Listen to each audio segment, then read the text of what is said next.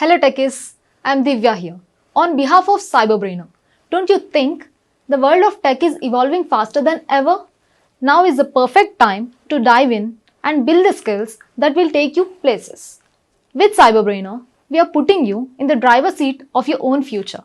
We at CyberBrainer don't just teach your interest. We believe that knowledge is power, but it's applied knowledge that truly sets you apart.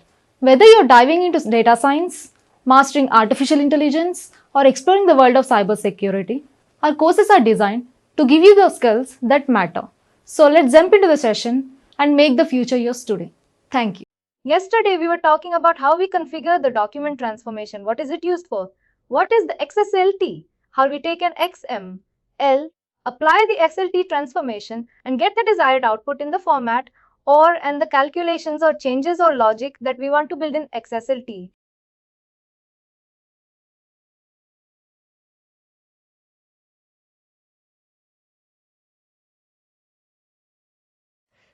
But in order to work with XLTs and document transformation, you need to be familiar with XML technologies like XSLT export, etc. And if you're processing that set of data using multiple web services, you need a complex logging and error processing. You may still want to consider using the Studio. The basic integration with core connectors with XSLTs and multiple XSLs and multiple web services called. You can do it, but if you go over, say, 2 to 3 transformations in a given integration, it is recommended to use the Studio for that. What is document transformation? It is an integration system that enables you to attach an integration service attachment or XSLT style sheet to the integration. Using a document template, you can attach an XSL file that contains all these specific transformation attributes that define the transformation and format of the integration file. Depending on the requirement of the recipient of your data, you can configure your XSLT accordingly.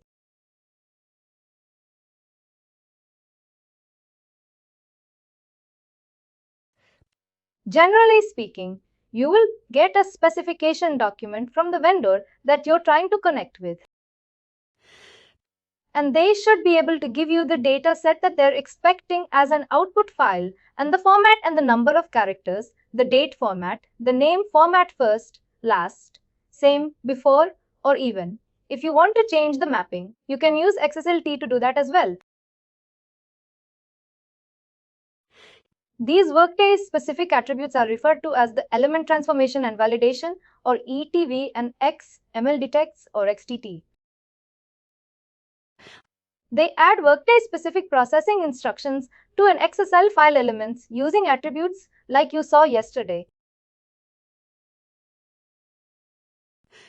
The document transformation Workday specific processing instructions give you some control over the behavior of the integration.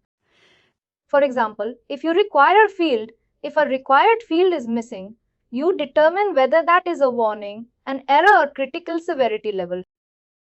You have more control over the validation and messaging than you would with an EID. In EID, it's a completely set format. You don't have much control over what is being given as an error or what is coming out as an output. Additionally, XTT attributes enables you to define the format of the non-XML file output as well. The document transformation includes custom integration maps and attributes. If more than 3 transformations are required, both connector output use Workday Studio. That is the recommendation.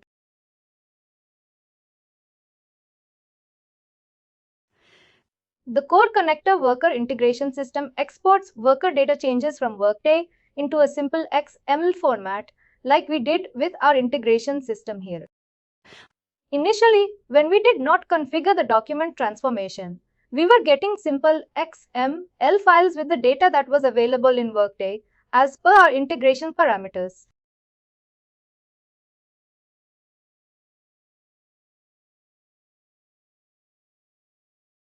For example, if I say let's get this one.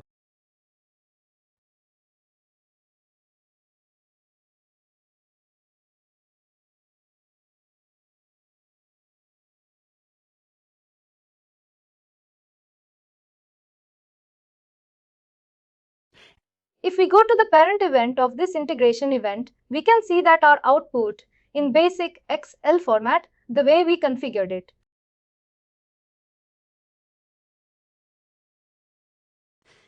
But since we implemented integration for document transformation with our XSL, let's go to our parent event.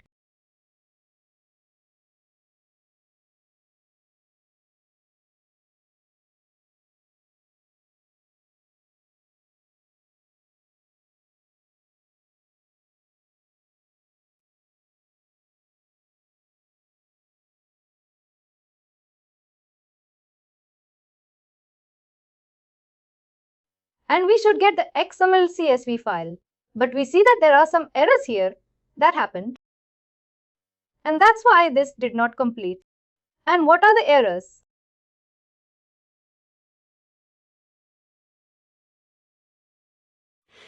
No value output from applying empty citizenship status for citizen. Following targets are affected for KRT, Shuri Balaji Kama and citizenship status. We're getting citizenship status errors because it has not been entered into Workday. What we can do is say, if you don't require citizenship status, go to our field integration map, field attributes.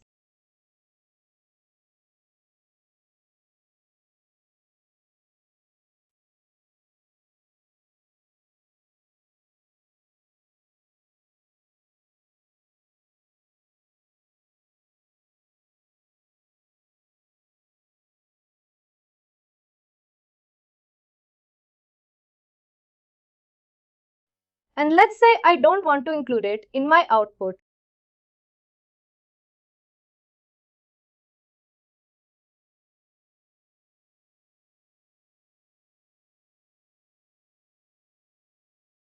Let's say if I want to relaunch this integration,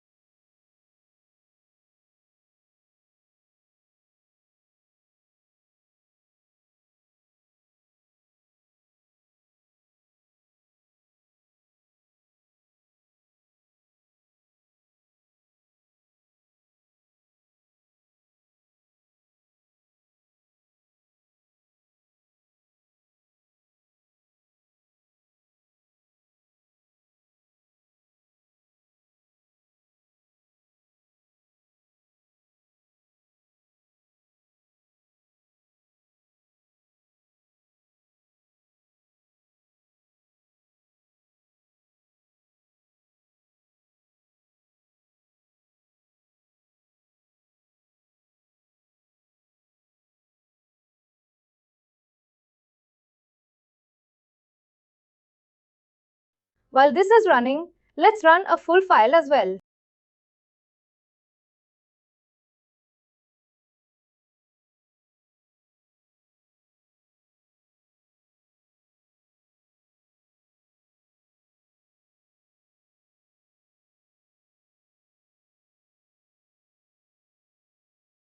We'll come back to it once this gets completed. It's still working on it.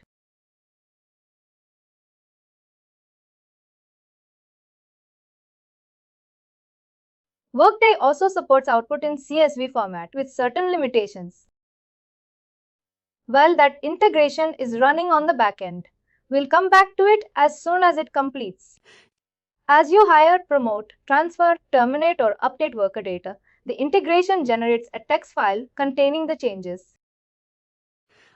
Using configurable data sections or Workday delivered report fields and calculated fields that you create, you can export any worker data in any combination.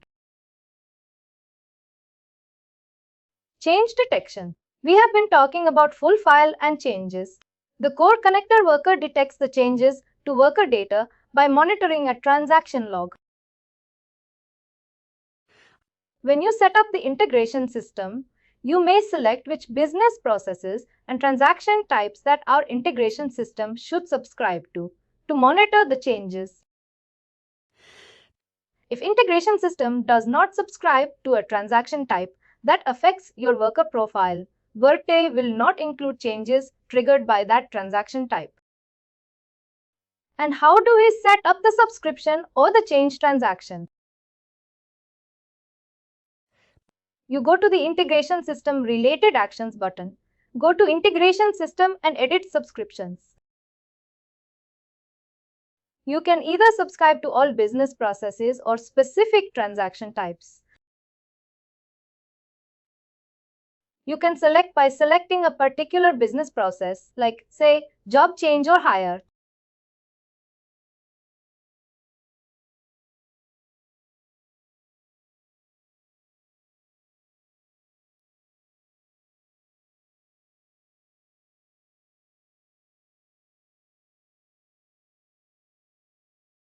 Or you have the option to select all business. Subscribe to all business processes.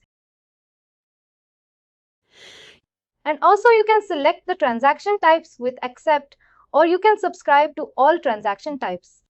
What kind of transactions you're doing?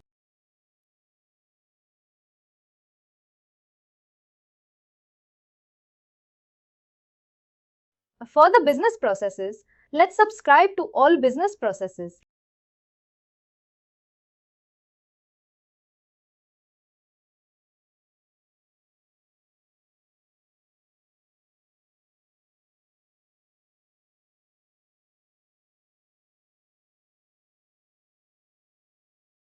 Let's see. This is the full file that we're running. Has it completed? And do we have any errors? No, we don't have any errors.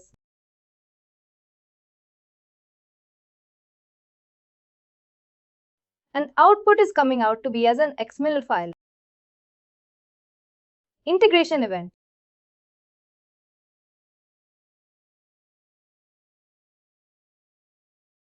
Put files. And why is our CSV not coming through?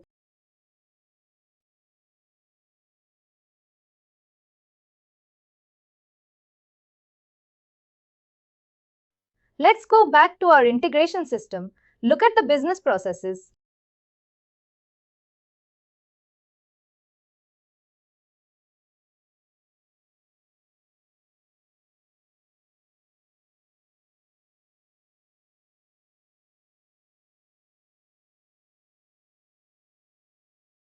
We have our document delivery. But where is our DT?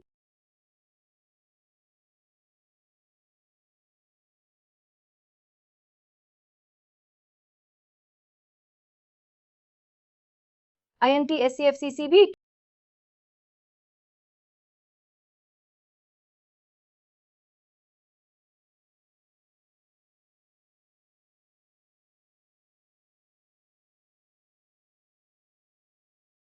Oh, we did not create our document transformation. We use an existing integration to see the output of the file. We were looking at these. My apologies. We were looking at the VJCC view out and in. Then we were using the document transformation file that we saw yesterday. As we don't have a document transformation attached to our test integration, we're seeing the output in XML. But if we look at the VJCC view out, the document transformation is created and it has the attachment services, document transformation, document retention and file name and sequence generator.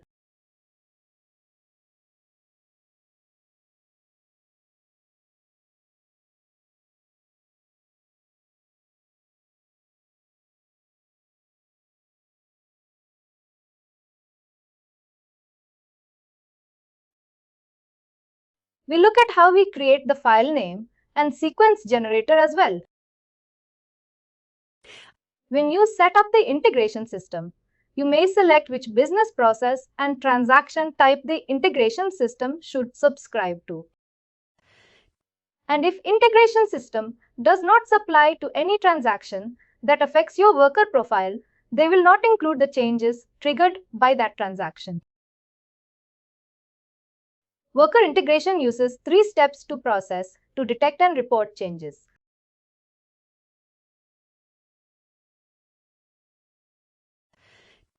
When the Core Connector worker integration checks the transaction log, the integration determines which worker have had changes which resulted in the generation of at least one of the configured transaction events.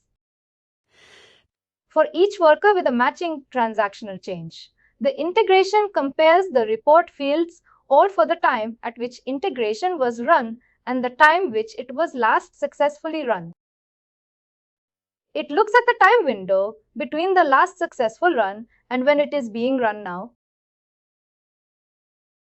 It identifies which, if any, of the values of the interest have been modified. If the worker has changes in the field values or eligibility, Workday generates an appropriate creation, change or deletion message.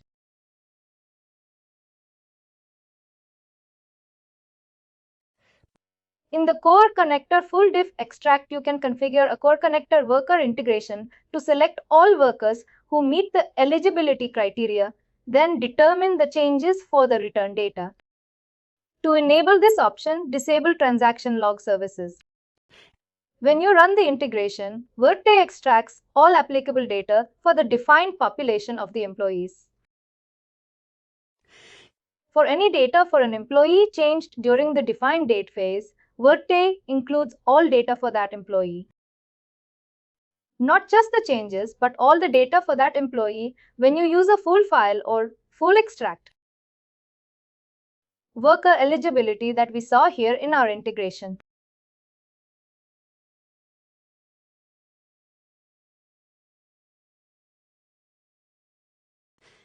We define the eligibility criteria as to who we want to include in our integration, where we find that the location is India and USA.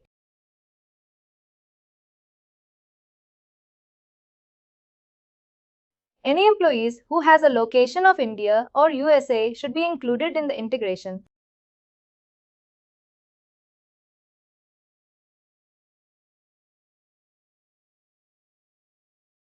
We use a true-false condition location address country in the selection list. If it's India and/or United States, they should be populated in your integration parameters as they are set up as your eligibility criteria.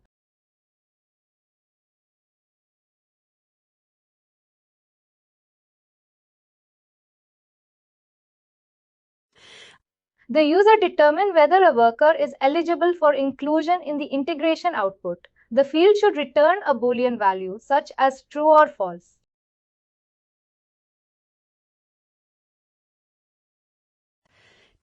If the field value is true for a worker, that worker is a member of the group and the changes for that worker are included in the integration. If the field value equals false, the integration system ignores that worker.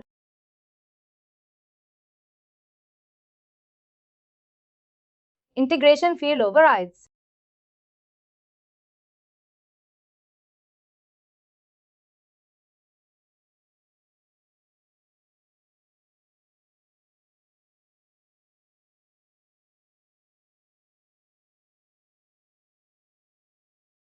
Which we see right here.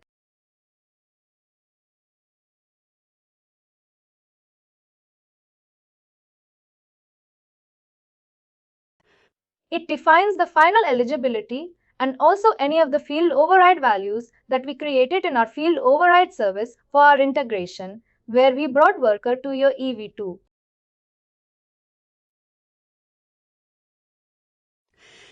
If the field override is a flexible tool to customize your integration system, use a field override to map tenanted data to an external system and add custom values to integration output file. All the standard values that you get here.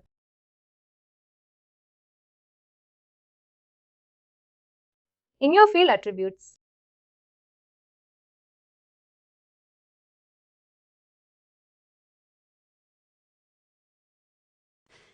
all the values that are available by the attributes available in your personal data section, status data section, position data section, compensation data section, or worker transaction log data section.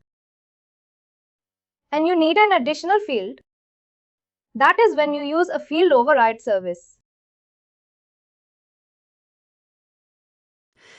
The field override to map tenanted data, which is your data in your tenant, in your worker tenant to an external system and add custom values to integration output files.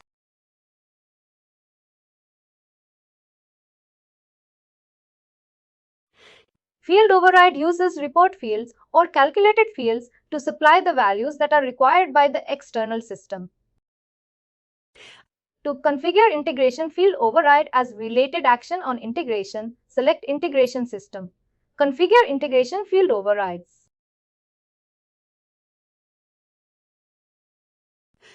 Core Connector to Worker. Integration template include defined eligibility criterion field override.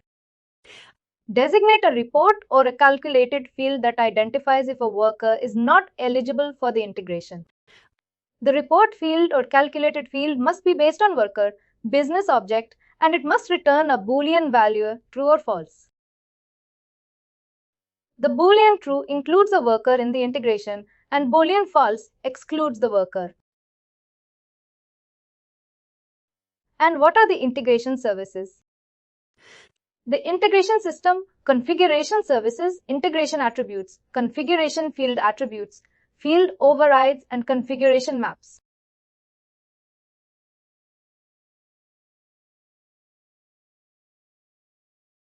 To launch an integration, run the launch schedule integration task. This task can be run directly or it can be accessed via integration systems. Related actions to the integration launch schedule. We have already covered this part. But here are the features, the integration, the organization, and the run frequency. These are the parameters you get when you launch integration. Integration, this parameter specifies the integration system you wish to launch. Integration system that currently have critical errors in the configuration cannot be selected if they have critical errors. If accessing the task by the related actions of an integration system, the integration parameters will be pre-populated. Organization. When you launch an integration, you have the feature of organization here as well.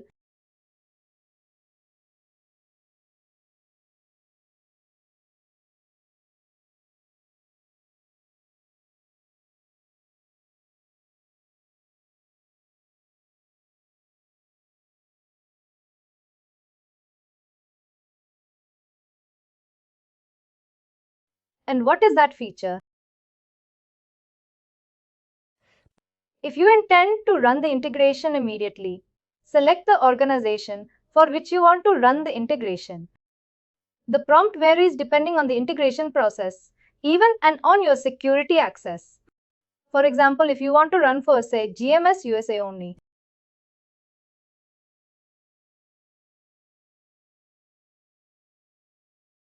or you want to run it for a cost center, any type of organization like HR.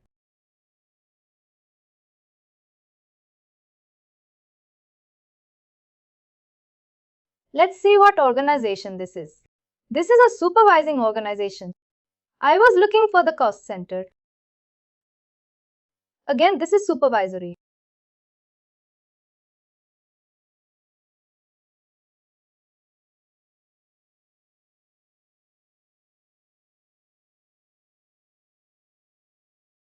Let's see.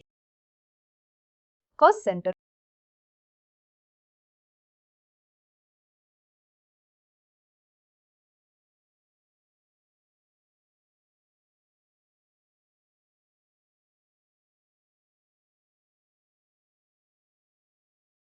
EFT cost center.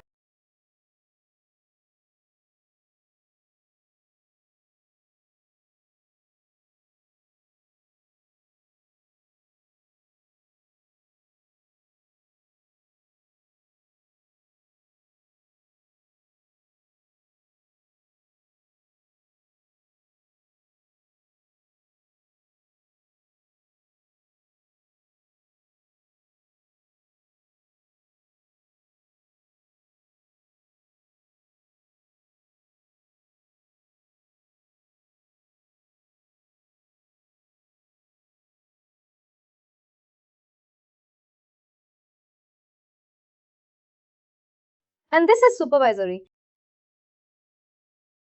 Let's say we want to select the HR services for. There's a cost center. Font is under cost.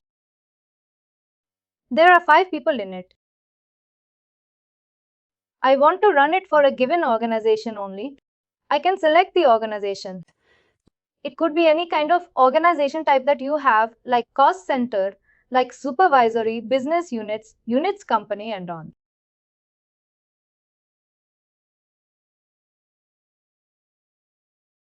The run frequency parameters defaults to run now, which represents an ad hoc run at that moment.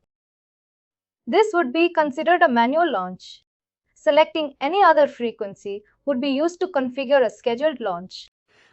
The scheduled frequency are run once in the future: minute recurrence, hourly recurrence, daily recurrence, weekly recurrence, and monthly recurrence. I can set it up to run, say, on a weekly recurrence.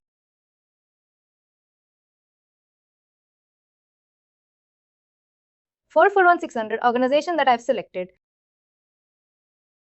And let's say I set up the parameters that every time the scheduler runs.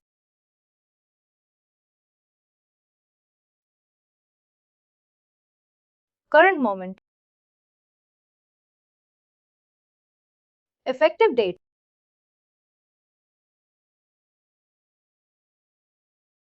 Say last day of next month.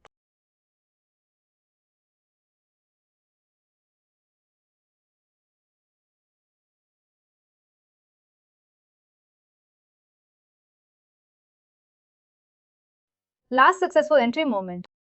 I would like to say last success.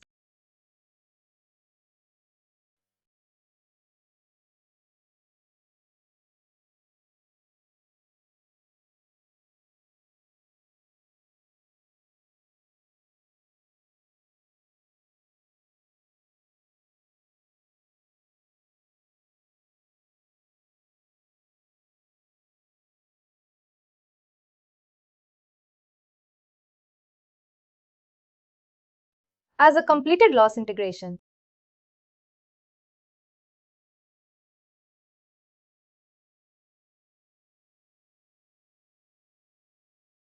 As of entry date or entry date time of last completed integration event. And similarly, last successful effective date.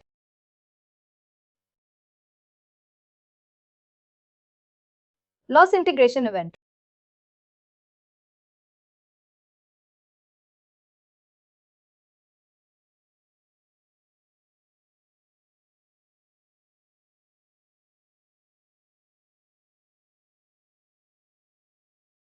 And let's say it's going to be all workers, no restriction, full file. And then I set up the schedule. Say days of the week. Say every Monday. Start time, say.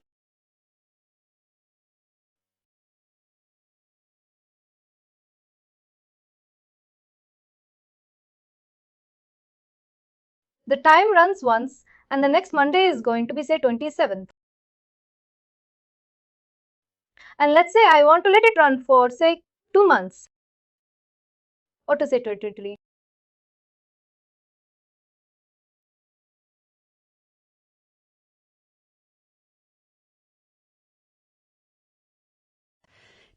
And now we have set up the schedule, and it will use the same delivery parameters that we have defined before. We have set up the schedule at current moment, date and time. Every Monday 6 am, it will use the current moment. Effectively, it will be last day of next month. We are looking at effective dates in the future. Everything that's in the future, we want to send it through. Last successful as of entry date time of last completed integration event. And last successful effective date as of entry date and time of last completed integration event. What we are doing is, as soon as the schedule starts working, it will pick up the last as of date and as of time of the integration event that was completed. Every single time, The way we design these parameters is, we don't want to keep on coming and changing the parameters. They are running on automatic schedule. You can run this run. Frequency can be run once like default. Otherwise, you can set up the scheduler for minute, hourly, daily, weekly, monthly, and on. After providing the parameters to the long schedule integration task and clicking, we'll be taken to schedule and integration page for Core Connector worker integration. There are several launch parameters. The Core Connector data launch parameters extracts records that are current as of the specified date of entry moment and effective date parameters. If the full file is not selected, the extract includes only those records that are detected to have changed in one or more output fields as compared to what was current as of the last successful entry moment and last successful effective date parameters.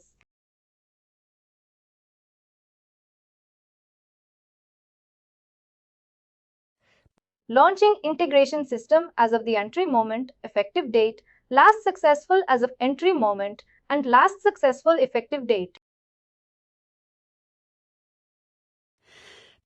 In addition to the Core Connector date launch parameters, Core Connector's worker provides 3 additional launch parameters and the Core Connector worker integration configuration as follows. The launch parameter enables you to restrict the integration to only considering those workers selected in the list. This parameter is unset by default, like we have here. The workers restricted result by org and full file. If you select add workers, like we did last time, like we added Julie Boss and the other guy, we were only getting the data for those 2 employees. Restrict result by orgs. This launch parameters enable you to restrict the integration to only considering workers within an organization, as well as any subordinates. This parameter is unset by default and full file. The launch parameter is used to extract all data, regardless of how recently it was changed, and worker must still fulfill the eligibility rule to be included in the output. This parameter is again unset by default. It's blank. To change direction, worker detects changes to worker data by monitoring a transaction log. When you set up the integration system, you select which business process and transaction types to which integration system should subscribe to and work in the comments that if you are not sure if the integration system should be subscribed to a given transaction business process, then you should not exclude it. Let's have a look at our output files that we ran.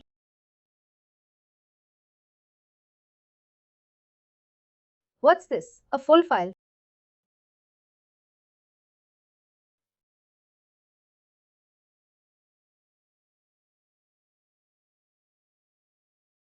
This one.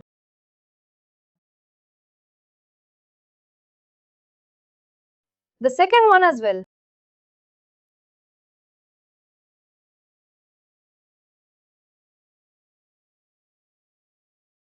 This completed on.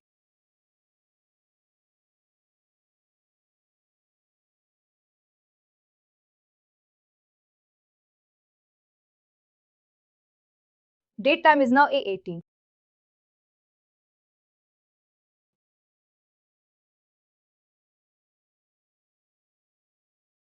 This should be the at home.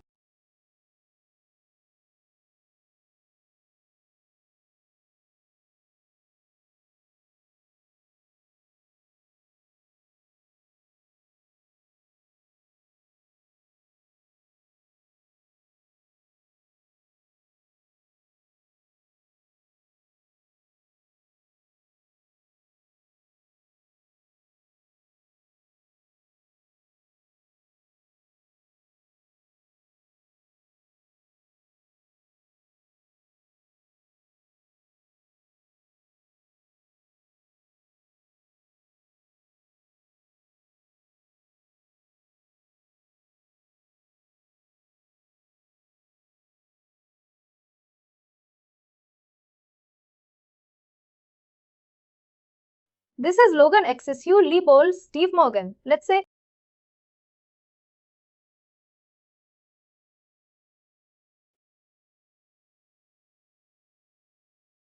there we go.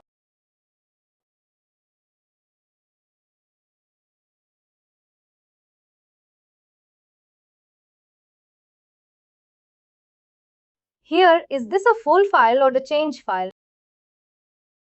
This is the change file, and still we don't see the transaction logs.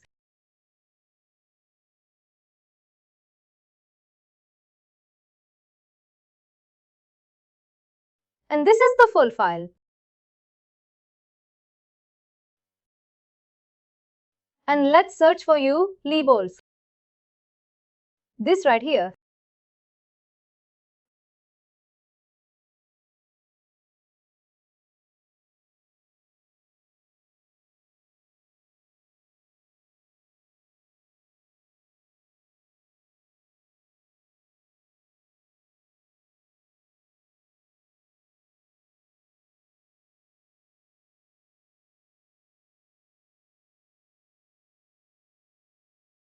It's looking.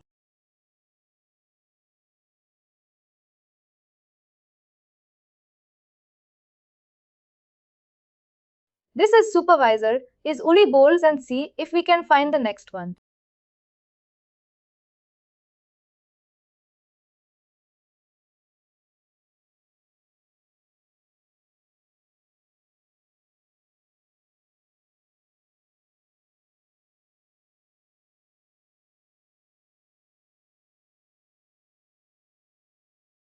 This is a full file. It should have Uli Bowles. Explorer is giving me problems.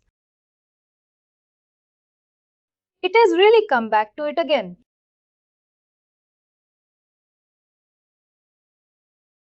In change detection, Workday uses a complex algorithm to determine which changes to capture, which change should be detected. A change is made in the system and then integration is launched. With the subscriptions, we define at which changes should be detected. The transaction log service. I think we'll come back to it again. I'm going to ignore this until we get that working. We'll come back to the transaction log again. We saw that there is an integration service as well. The integration sequence generator. Integration sequence generator enables for integration to generate a unique sequence name and each time at once. When a file name sequence generator has been configured, the system will ignore the static output file name attribute. And to create a sequence generator, select the integration system, configure the integration sequence generator, related action. Let's go back to our integration and set up a sequence generator for our integration. First, we need to make sure that the integration sequence generator service has been enabled.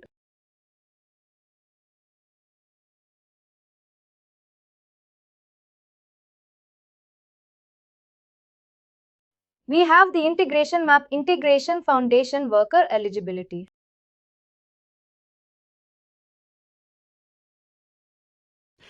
Core Connector integration document, and we can see that our integration sequence generator is not enabled. Let's go back to our integration services.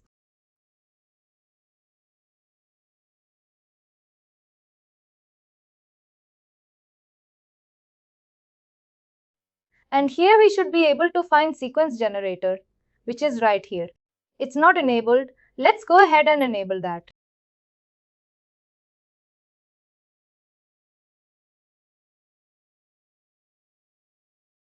Now over here, you will see that the sequence generator service has been enabled. And now in your related actions menu, you should be able to see the sequence generator configuration parameters. Before it was on there. Let's go ahead and click that. And on the output file name, we can set up our sequence generator. Let's say we want to increment sequence by 1. If there's any padding required, Let's say from left to right, let's say add 4 as padding. And say I would like to have my output file name as what was our file name currently that we were using. Let's say it's CA version 24. See, this is my current filing.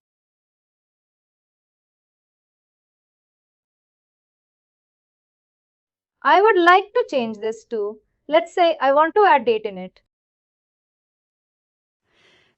If I hover my mouse over the box, I will see the sample sequence generators examples here that I can use to configure my sequence generator.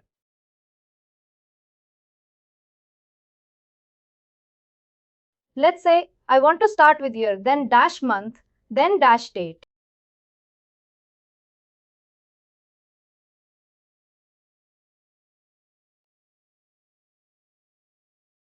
Here in the two boxes or the square brackets, I'll say year, year, year.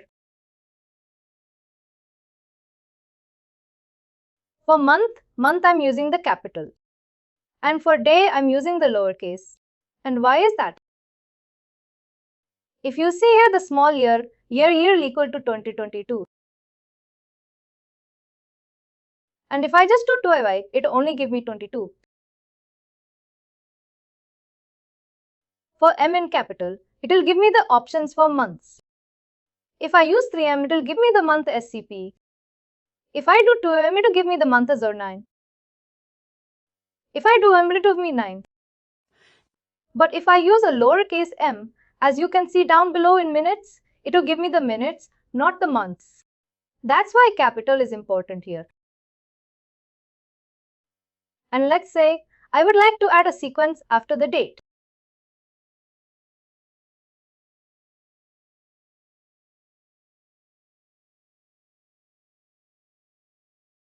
And I use the sequence. As you can see, SQ or SEQ can be used for sequencing. Let's say I want to restart. Frequency is going to be, say, every year. Restart a sequence back to 1. I can define as to what the restart number could be. Say, restart number is going to be 1. If I need to set up a time zone, I can do that. If sequence over behavior, if it goes over the limit, ignore the padding. And I can set up the last sequence ID used. Let's say if last year I used 2021, whatever the sequence number may be, I can set up my last sequence. It will continue forward from that point. Or I can use the last date. And currently the example of our sequence would look something like this. CF underscore CCB2-2023 month and then date underscore the sequence number.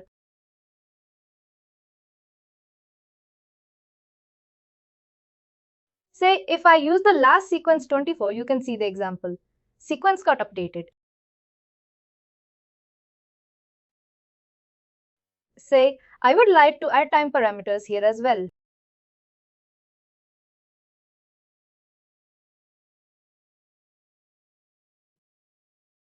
Say hours, minutes, seconds. For hours, I would use K.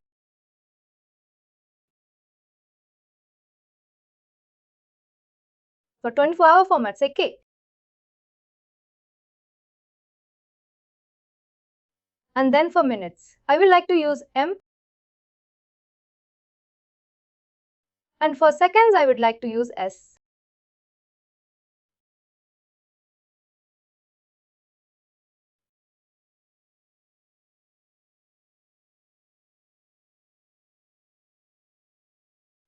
And after that, I would like this sequence to be shown. If I click here, you can see that 80-50-34.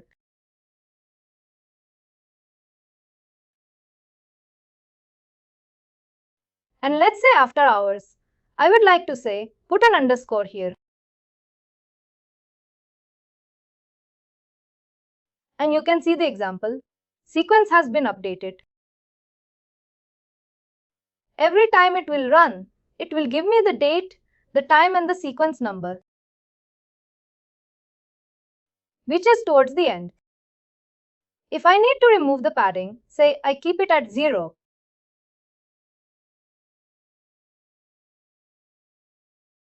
The 1000 will go away and 24 remain. Say I want the padding to be at, say 10.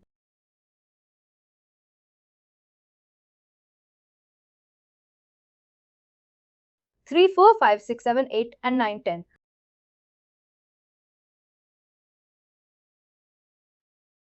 The total length will be of 10 digits. I want the padding to be at, say, 6. The total length would come out to be 6.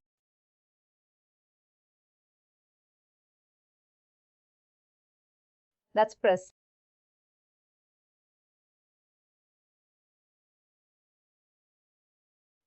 Our now sequence generator has been configured to be used with the integration. And to verify that systems is configured, integration sequence generator.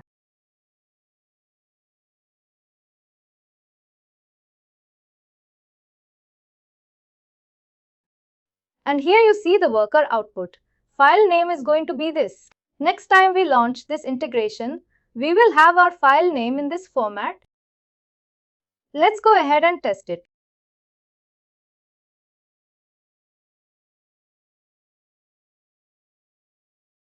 I want to change one more attribute here before we launch it.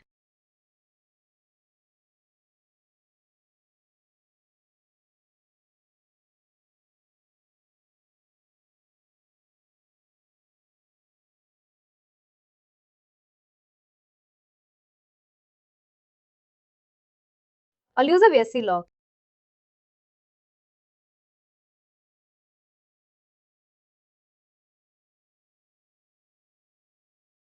If selected, the translation log, if enabled, will be used for full file extract. Let's remove this from here. Use translation log with full file.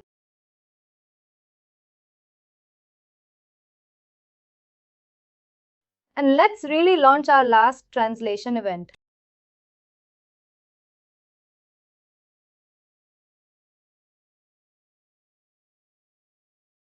Let's make it at 2022 to 101010 to 5959 to 11 am.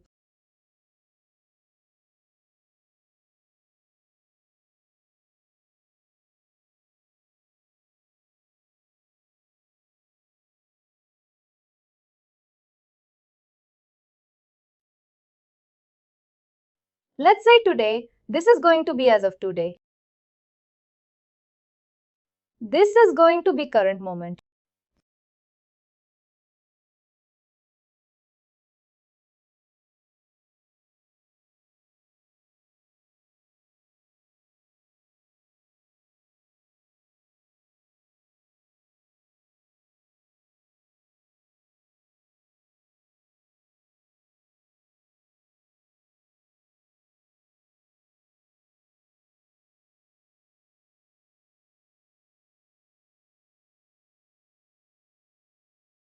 Only a couple of workers.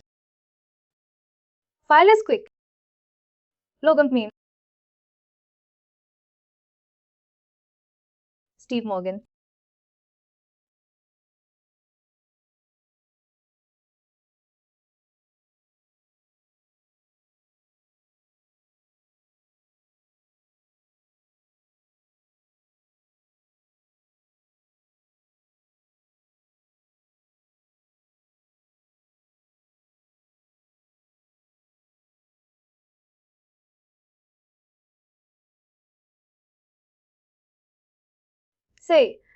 Let's include these guys.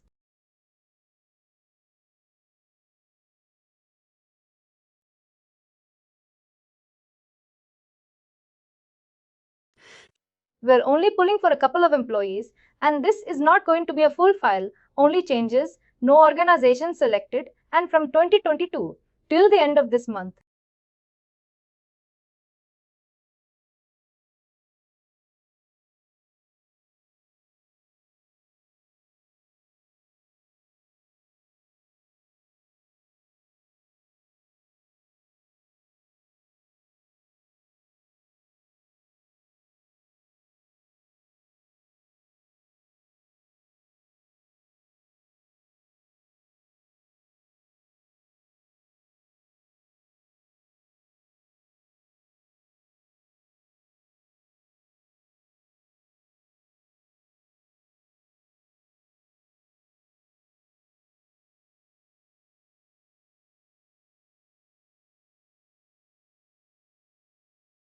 It's successfully completed.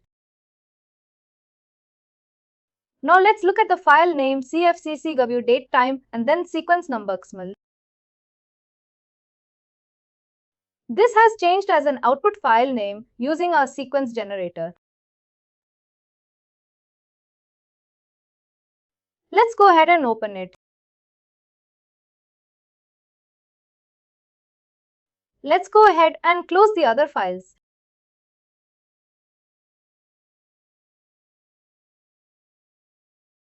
We have 10 worker count. Full file is false starting with Logan.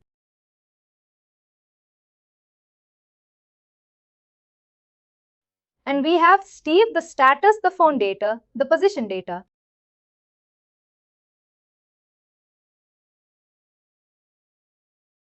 We're getting the prior values. Ooh.